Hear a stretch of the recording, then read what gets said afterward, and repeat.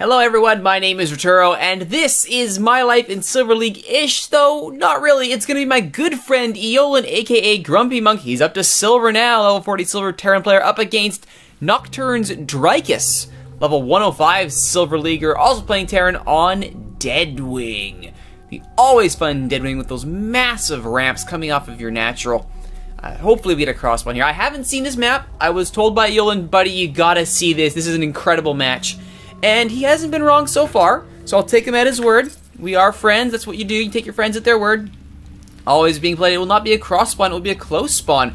Grumpy Monk, aka Eolan, in top right hand corner as the red Terran, Dricus as the blue. Now, Eolan is doing something stranger. He's going with the first scouting SCV immediately off the line. Let's just follow this guy here and see where he goes.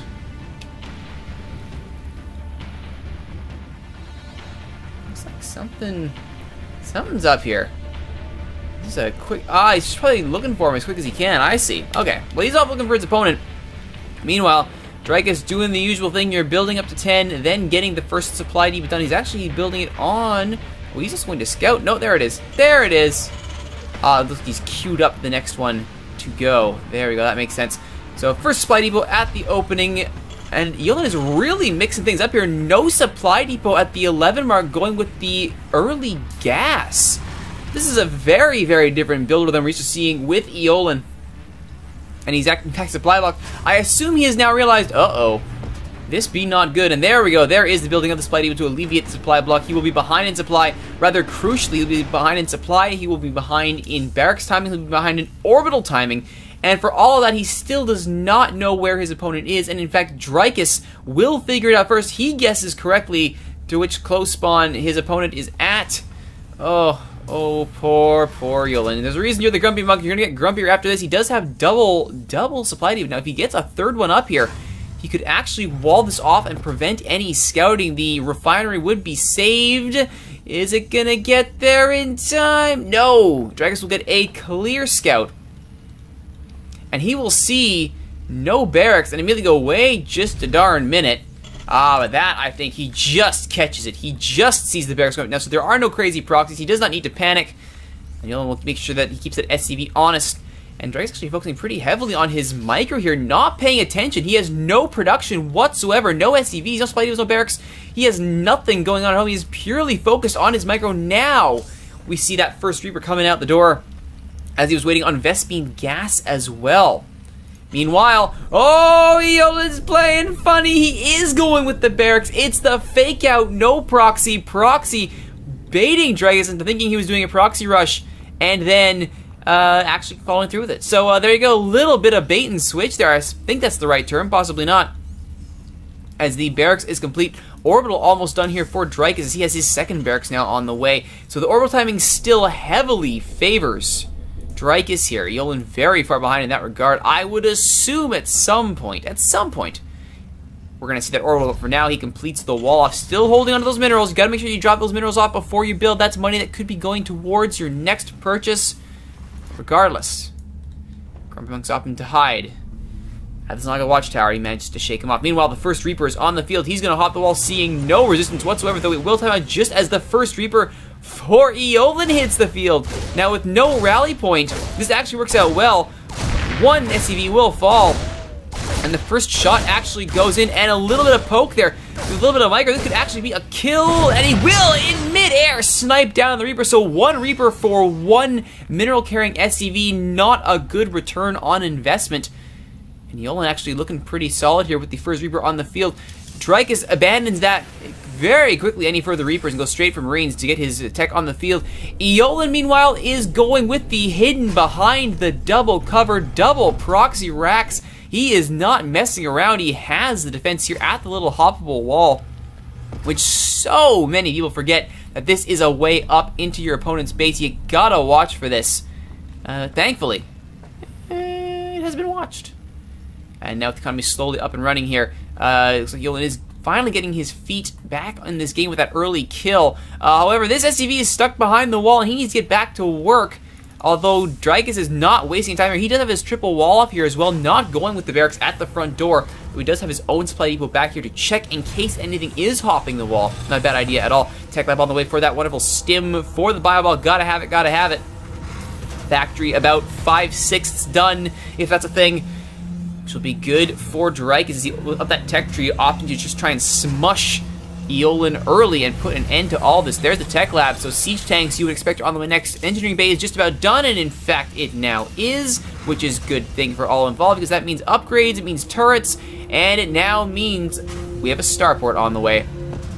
Not directly related, only tangentially, but the point is we have a starport on the way for Dreykus as he goes up the tech tree, almost Destiny Cloudfist style. He has the second barracks, so it's not pure Destiny Cloudfist. Scan going down now, revealing that the front door is indeed still intact, and the one barracks, he actually sees the Reaper as it jumps out the front door, so he knows something's up. He knows there's at least one Reaper incoming.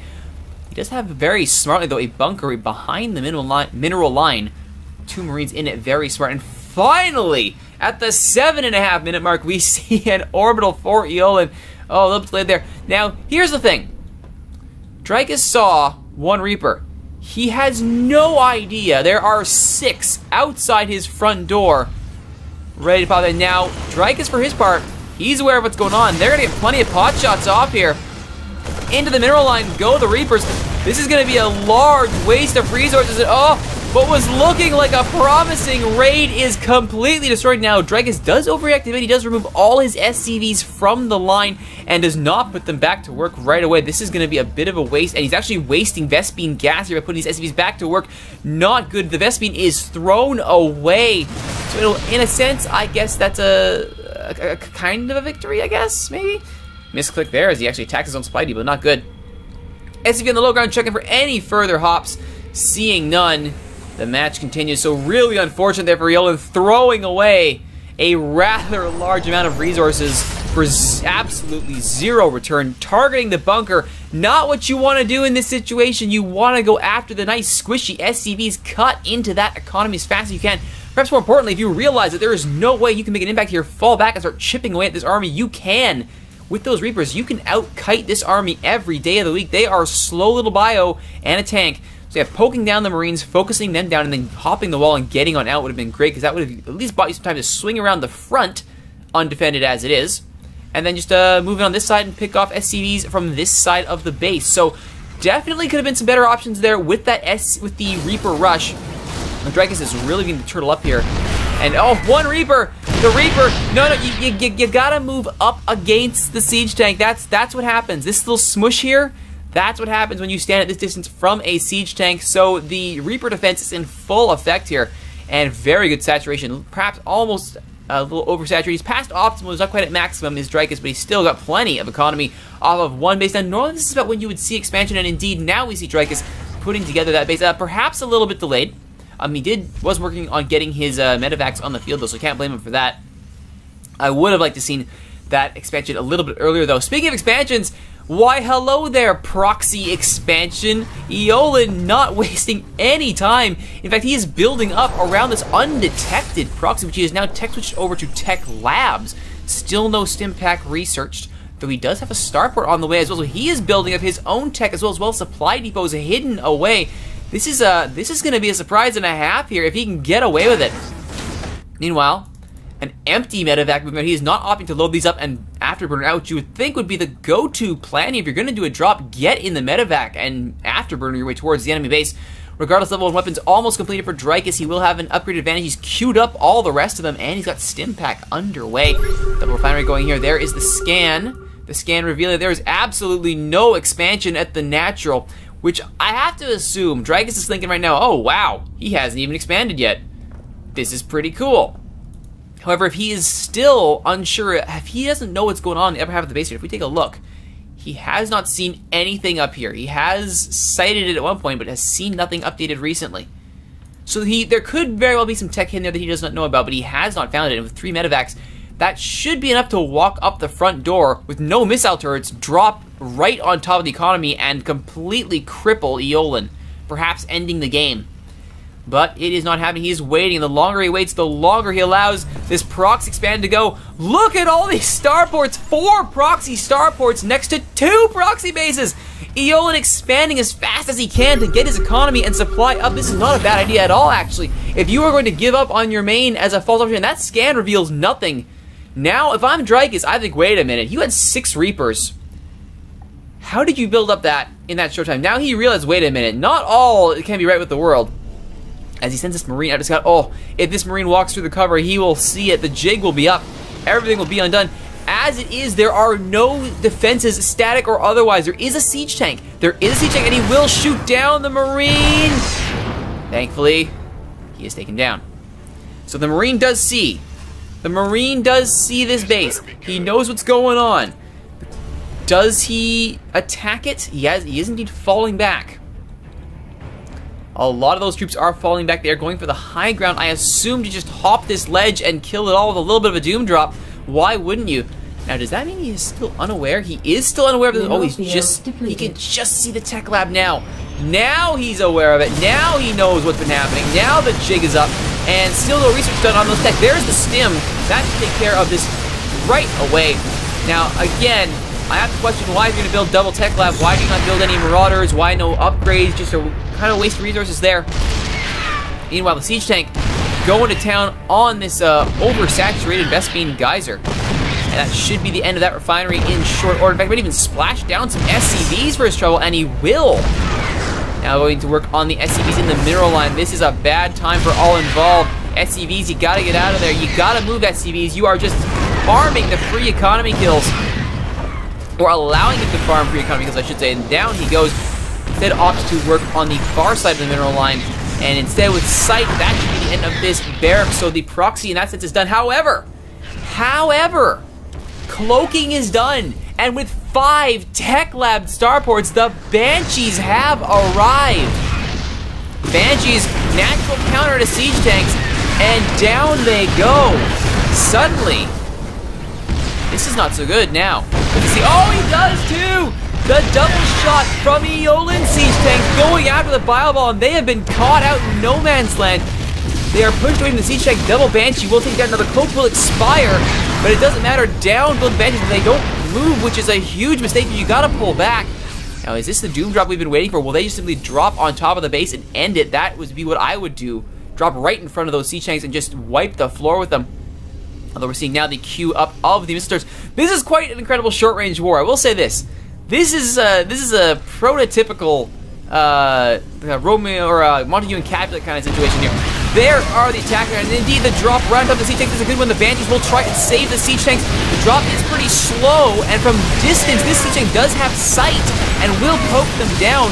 Actually, that drop was not nearly as successful as it could have been. They do take care of the SCV building, the missile turret, and 2 siege tanks, but it's not nearly enough. And with their sight of the low ground, suddenly Dreykus' forces, who are actually supplyable at this point, Dreykus focusing purely on his production, has not addressed his supply. He's actually wasted a drop on a supply depot here. Supply depot expansion, I should say. The supply drop has extra supplies. There we go. Now here's another problem. He's built a base, which is good. It's an orbital, which is good. Nobody is mining it, which is bad. But now, with the Viking, the natural predator of the Banshee on the field, suddenly this is not so good. But there's the cloak. One Banshee uses a sacrificial lamb. There is the scam, but will it matter by the end of it? The army being wiped down with this Banshee counter. Very good indeed. The Vikings, 2 of them, they should have no problem taking care of this army. Indeed, the Banshees will decloak and get out of there. Now, Eolan has crucially not realized that this thing has not been built yet. There we go. Now he's aware of it. Now he has some static defense up and ready to stop those Vikings. It's a short-range war. It's a short-range war. Economy actually heavily favoring Eolan here, who is really up. His mineral count is through the roof. He needs to be pumping out more Marines, though. He's doing great with his Banshees, but getting reactored up barracks at this point for ground troops, Marines to counter those Vikings would be amazing. Imagine a full ball of Marines underneath this. This match is over. Absolutely over. Also, another way this match is over, if Dreykus ignores this place entirely, just drops over here and wipes down this economy. Because again, this is where the prime, for the longest time, this is where the main source of Eolan's income was coming. If he had committed to this drop and wiped the floor with it, Eolan's in a heck of a lot of trouble. But luckily, Dragus' indecision has left Eolan in the game, and with his main base almost completely mined out, he has to transfer workers to the expansion, where his own static defenses are being brought up en masse. So missile turrets meet missile turrets, mules also being dropped, and suddenly the income for Dragus has spiked far, far. However, he has made a crucial mistake by not addressing his supply block. This could, and again, Grumpy Monk to Dragus, Eolan to Dragus, 105 to 94. That will favor Eolan because he, well, it's a higher number. That's how math works, kids. That's how math works. And as long as that supply advantage remains, Eolan will continue to be able to push this advantage. Another starport on the way. Banshees trying to do their best here. They do manage to stop the construction of some of those flight duels. The scan is good though, and the Vikings will chase off the Banshees. Only 3 survive. As I'm not quite sure why the SCVs were pulled off the line to investigate. Are they on repair duty? I don't know. What is going on here? SCV, you are not Marines, SCVs.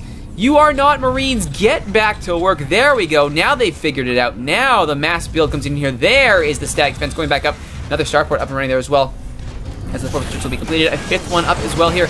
One more for Eolan's. His mineral line looks pretty safe. More Banshees. Actually, Banshee production has stopped completely. No unit production at all as Grumpy Monk works on alleviating his supply block, which with that much supply block space, pump out the Banshees. There we go. Now the Banshees are coming out 5 at a time. Thank you very much. He actually has money in the bank. He could be getting upgrades for his ground units. And again, I cannot stress this enough. With that much money in the bank, reactored up barracks would be fantastic. Get ground troops out. Counter those Vikings with your Marines and end this game. We'll see though. Dragus has completely stopped production. He's focused on some sort of crazy micro, or he's stepped away. He's worried about his SCVs here. He's trying to figure out what to do with them. And there is the queued up command center on the low ground. He's queuing up all his static defenses, all its upgrades, all at once. SCV management, very nice. And that is what you want to see. However, it's not complete unless you bust down the front door to your new base. Great concave here. Would that every combat could have that kind of nice concave. Oh, that's a thing of beauty. The work of art. Marine descends staircase that they just shot down with a concave. Very nice. And they now have clear and easy access to their expansion. This is one of those times where you do want to knock down the rocks. It's not worth it to have defense if you can't reach your expansion that you can then defend. Much better play there. Now, here's the interesting part. There are rocks here, and there are rocks here. This could be a fantastic battle here. That kind of narrow choke point. Imagine if you're smart enough to bust those down, bust that down, walk up the front door, and take out all of Eolan's production facilities in one fell swoop. That would be amazing. Sadly, it is not happening. We do have a Raven on the way, though. It is just finally the supply block has been alleviated. Hooray! Thank you, Command Center. You've done your job. But meanwhile, over at Casa Eolan, he's opting to mix in with the Banshees some Vikings and tanks. So this is a pure Skymech build, it looks like. One tank at a time coming out of the factory. Decent worker split here after that initial farm. Could probably use a few more. Couple more would not be the worst thing in the world. Looking at the army supplies here, 77 to 67, 66 to 37 worker supply. I take it back. Grumpy Monk, Eolan's going to really give his worker supply. In fact, he has expanded. A great transfer here. He has moved to his natural and fully saturated it. Great job on the economy. I take it back, Eolan. You have done well. You have done well. Even better, he has loaded up with 4 factories at the main base. Suddenly, the fake out is looking even more faking and more outing. Now, if he slaps an armory down, because that's the right play here. If you slap down an armory, Center looking very nice. If you slap down an armory, start working on your mech upgrades, you can then get Thors out. Thors mixed in. This thing gets even crazier. Another base! Another base for Eolan as the expansion game is firmly in favor of the Red Terran. That is 1, 2, a 6th base! Alright. I think I am officially disqualified from complaining about Eolan's lack of expansion. That is 6 red bases to 3 blue, a 2-to-1 base advantage, and there's the armory! I called it, and he did it. He's got the armory. Good job, Eolan. Fantastic. Meanwhile, Dragus has gone with his own planetary at the natural, or at his 3rd base. There's 2 orbitals, 1 planetary, pretty good. 1 orbital, 1 planetary, 2 orbital, 3 orbital, and unknown. I'm a fan of getting those all orbitals and maybe only 1 planetary as a contain, just so you can have those mules popping down, all the scans. And considering that Dragus has seen all these Banshees, why wouldn't you be loading up on scans? Anyway, Eolan scans revealing the state of the base here. He knows where the turrets are. He knows what the state of the base is. And the question is, he has not seen the army. He does not know where it is. which means it could be headed on its way. That would, if that were me, that would make me more than a little bit nervous. More importantly, 3 Banshees mixed in with his army. He doesn't need scans if he's got detectors. And those detectors have seeker missiles, auto turrets, and point defense drones. 2 more factories on the way here for Dreykus as the armies begin to mob up. Supplies are almost even. In fact, the army supply is slightly favoring Dreykus because of the worker supply favoring Eolan. Now we see the Thors, and indeed, 4 Thors at a time being pumped out. It will be planetaries at the expansion and a fusion core. He's going Battlecruiser. Now, I have been on record as saying, and I will say it again, I do not feel Battlecruisers are worth the investment. I honestly don't. Yamato cannons are great and all that. I would rather not load up on Battlecruisers. Don't tell that to Eolan, though, who has decided he is going the way of the Battlecruiser. If he's got the money in the bank, why wouldn't he? He's got the mech. He will soon have the air to back it up. He's almost maxed out on supply. The scans revealing everything he needs to know. He knows it. Oh, this is it. I told you, if this gets busted down, there's trouble suddenly. There's the point defense drone. This is a good idea here. And unfortunately, Ravens, you can't outpace your point defense drones. That's not good. Here comes the army. And there comes the seeker missile. He's going after the SCV. Actually, that's a pretty good idea. Go after the economy. Gets a few for his trouble. Does he remember to cloak? You got a cloak. Cloak. Oh, it wouldn't matter. There are Banshees in the field anyway. But there goes falling back, baiting the Banshees onto the missile turrets. It almost works. There's the cloak. You know Banshees. Yeah, Banshees are a detector. Banshees are a detector. That's not gonna work. That's not gonna work. Meanwhile, the rest of the army marching out from the top of the base. Thors and Marines. Oh, this is gonna be an incredible flank if it works. Meanwhile, 1 siege tank moving out. I assume to get some supply or some sight or join its mates. We shall see. Behemoth reactor on the way. The Yamato cannon is already done. The battle cruisers, here they come. 5 at a time. 2, I should say. Plus, looks to be... Oh, because he's supply blocked. That's why. See, again, I don't feel the supply is worth it. But, Eolan's called. Meanwhile, seeker missiles being deployed here as the Thors have arrived. They are going after the ground troops, which is unfortunate because you need the rest of the army to make it work. There's the cloak. There are no Ravens. There's the scan. The Ravens will not be needed, and the Banshees are completely gone. The army is destroyed. However, siege tank on the low ground does get a little bit of a poke going. The question is, do the battlecruisers arrive in time? Army supply actually still favoring Eolan as the Thors, still being pumped out, are coming in to join the fight. Now, where are they rallied to? Ah, very good. They are rallied to join the siege tank on the low ground. That will help. Balling the army up is good. If I were these Thors, I would go right over here, start chipping away at these missile turrets, go after the economy, cripple Dreykus' ability to rebuild his forces. He is somewhat contained. I mean, again, these 6 bases to 3, although only 5 of them are mining, does favor Eolan. But we will see here. These other 3 Thors are actually leaving. They are just completely... There's the scan revealing the base situation. Now, the scan just misses the battlecruisers. Don't move into range of it. Oh, no. The scan just... There we go. It doesn't matter. The scan catches the battlecruisers. That's not good. The surprise has been revealed, but supply 178 to 35, eaten up by those battlecruisers. Tanks being mixed in with Thor. This is an air mech build if ever I have seen one. Took a while to get there, but it's happening now. Now we're seeing it with all that mineral in the bank. Are we going to finally see reactored up barracks? Because that would be the smart player, as Eolan has basically abandoned his starting base and has moved down here. Now, here's the question. Oh, dear. Uh-oh. Can this expand? This is a dangerous expansion to try, but they're going to try it. The Thor's going after the air. Stim takes down the battlecruiser. This is going to be over very quickly. Oh, but maybe not. Maybe not. The ground forces have been taken out, which means the Thors still live. Although Dreykus has his own Thor on the high ground. Suddenly, those anti-air missiles from the Thors looking very good. Why are you on the move command? Oh, he can't see him, that's why. He can't see him, that's why. And now suddenly, all those anti-Banshee units are not looking like they are worth a darn. Here comes the battlecruiser to stop the construction of the command center. And the battlecruiser is just going to go to town here. Thor is also mopping up. Oh, you Vikings, you can't sit over Thor's, expect to win. You can take down the battlecruisers, sure. But the problem is there are more units on the field and there are more Thors arriving by the bucket load. Dreykus now with his Thor Rush, 3 at a time here from his factories with Ravens coming out. Seeker missiles would be great for just baiting out those slow-moving and easy to take down battlecruisers. The problem is, there's plenty more without you. Oh, bad rally point! bad. Rally point, those stores are quickly and swiftly demolished. There's the secret missile on the Battlecruiser. Get out of the way. Boom.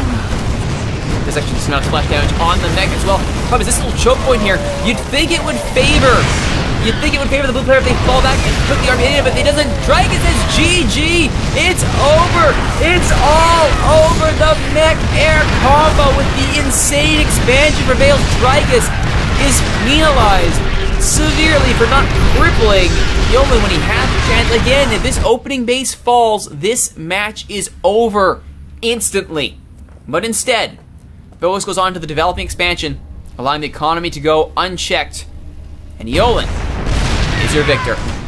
That's gonna do it for this little slice of Eolan's life in Silver League, and it's sort of, I guess, my life in Silver-ish League by extension, since we are such good friends. Thank you to Eolan for sending me this replay. It was a blast. I enjoyed it. I certainly hope all of you out there did. If you did, please let me know in the comment section of this video at youtube.ca/SC2.